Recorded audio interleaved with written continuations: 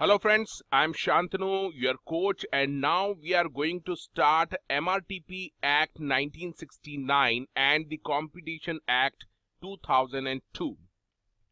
First we will look at the MRTP Act 1969. इसका पूरा नाम है Monopolistic Restrictive Trade Practices Act 1969.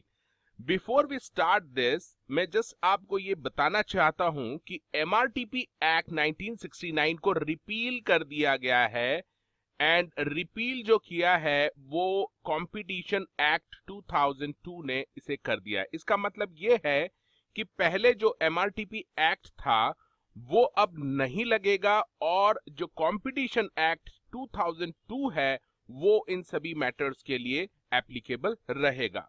तो क्वेश्चन है कि why we are studying the MRTP act 1969।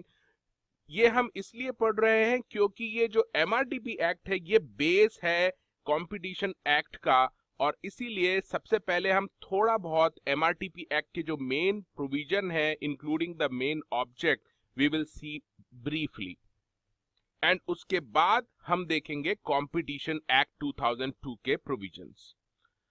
अब सबसे पहले हम देखेंगे MRTP एक्ट में object of the MRTP act 1969। Object इसका जो है to prevent the concentration of economic power.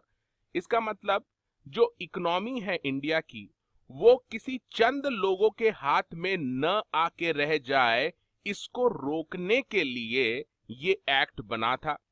इसके साथ साथ ये एक्ट इसलिए भी बना था कि ये एक्ट के थ्रू गवर्नमेंट प्रोहिबिट कर सके मोनोपोलिस्टिक ट्रेड प्रैक्टिस को, रिस्ट्रिक्टिव ट्रेड प्रैक्टिस को और अनफेयर ट्रेड प्रैक्टिस को। तो अब आप पूछेंगे सर ये तीनों का मतलब क्या है, तो हम आगे इन तीनों को डिटेल में देखने वाले हैं।